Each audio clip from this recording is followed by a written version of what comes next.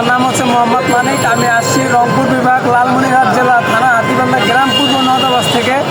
আপনারা অনেকেই জানেন গত 27শে ডিসেম্বর আমার বাসা থেকে কম্পিউটার, আইফোন এবং নগদ 28,000 টাকা সহ আমার বাসা থেকে চুরি হয়। পরবর্তীতে 3 দিন পরে চোর ধরা পড়ে এবং এলাকাবাসী সবার সামনে বিচারও হয় চোরের, এবং বিচারে উপস্থিত ছিলেন আশরাফ মেম্বার, মসজিদ, নাজমুল এবং হাতিবান্ধা থানার এসআই রুহুল আমিন সহ। তারা বিচার করেন চোরের। এখন সেই বিচার করা অবস্থায় চোরকে জিজ্ঞেস করা হয় যে চোর চুরি করছে, জিনিসপত্রগুলো সব ফেরত দিয়ে দেয়। এখন চোর বলে আমার কাছে জিনিসপত্র সব নাই, শুধু কম্পিউটারটা আছে তা অন্য জায়গায়, আর ফোনটা বিক্রি করে আর টাকা ছেলে নেশা করছে। এখন আমার জিনিসের উপরে নির্ধারিত করে চোরের পরিবারের কাছ থেকে 2,15,000 টাকা জরিমানা ধরে। এসআই রুহুল আমিন সহ হাতিবান্ধা থানার মেম্বার যে বিচারকরা ছিল সবাই মিলে 2,15,000 টাকা জরিমানা ধরে, এবং চোরের পরিবারের কাছে টাইম নেয় 24 ঘন্টা, এবং 24 ঘন্টা পরে চোরের পরিবার জমি বিক্রি করে সেই টাকা পর দিয়ে দেয় মেম্বারদের হাতে। কিন্তু টাকা দেওয়ার সময় তারা আমাকে ডাকও দেয় না, কিছু দেয় না, তারা গোপনে টাকা নিয়ে নেয়।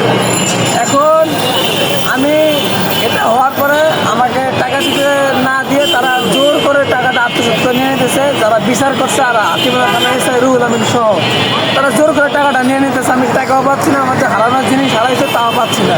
দেখেন চোর ধরা পড়ছে, জরিমানা করা হয়েছে, চোর স্বীকার করছে, এলাকাবাসী সবাই জানে, তাও আমার বিষয়টা দিচ্ছে না। যেখানে প্রশাসনের দায়িত্ব হচ্ছে এই জনগণের কাজ করা, সেখানে এটা করতেছে না। আরেকটা জিনিস যেটা হচ্ছে পুলিশ সদস্য যে কাজটা যে করছে, দেখেন একটা পুলিশের জন্য 10টা পুলিশের বদনাম। আমার সঙ্গে যে হাতিবান্ধা থানা এসআই রুহুল আমিন যে কাজটা যে করছে, এখন আমি মনে মনে কী ভাববো, সব পুলিশ সমান। এখন এই পুলিশের জন্য হাজার হাজার পুলিশের সমস্যা। এই আজকে আমি 5 দিন যাবৎ প্রেস ক্লাবের সামনে এসে মানববন্ধন করতেছি।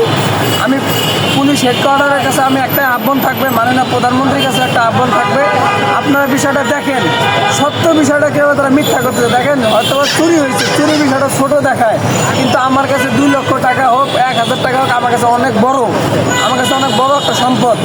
আমি যখন আমাদের এমপি মহোদয় আছে ব্যারিস্টার হাসান নাজিব প্রধান, পাটগ্রাম হাতিবান্ধা লালমনিরহাট 1 আসনের এমপি, তাকে বলি, তিনি আমাকে বলতেছে যে তোমাদের চুরি বিষয় তোমরা একটা মীমাংসা করে নাও।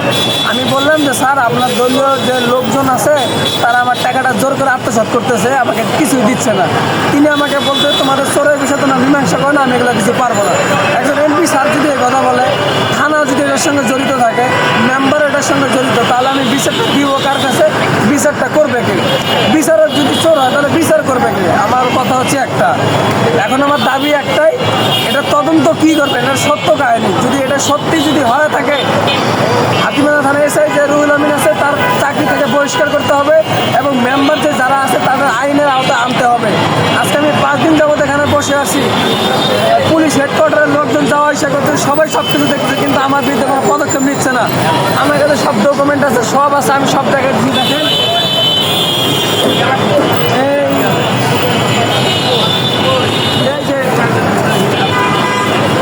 এটা হচ্ছে পুলিশ, এটা হচ্ছে পুলিশ রুহুল আমিন, এটা হচ্ছে পুলিশ হাতিবান্ধা থানার এসআই, এটা হচ্ছে মেম্বার 6 নং ওয়ার্ডের মেম্বার আশরাফ মেম্বার, এটা হচ্ছে মসজিদ, উনি হচ্ছে 1 নম্বর চোর, যিনি কিনা চোরকে চুরি করে বাড়িতে ঢোকায়, আর ইনি মেম্বার বিচার করে চোরকে আবার ছেড়ে দেয়। আর এই যে ইনি হচ্ছে চামচা, তলে তলে কাজ করে গোপনে সবার কাছে ভালো থাকে।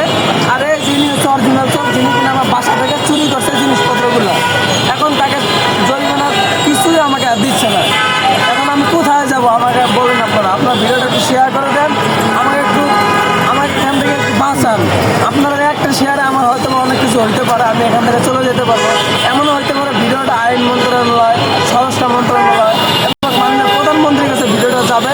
আপনাদের 2 হাত ধরে বসেছে, আপনারা ভিডিওটা শেয়ার করে দেন। আপনাদের একটা শেয়ার হয়তো আমি এখান থেকে আজকে বাইরে যাবো। আজকে 5 দিন যাবত আমি এখানে বসে আছি। আমার ফেস থেকে আপনারা দেখতে পাবেন আমার খাওয়া দাওয়া ঠিক মতো নাই, ঘুম নাই, আমি এখানেই বসে আছি। আসসালামু আলাইকুম।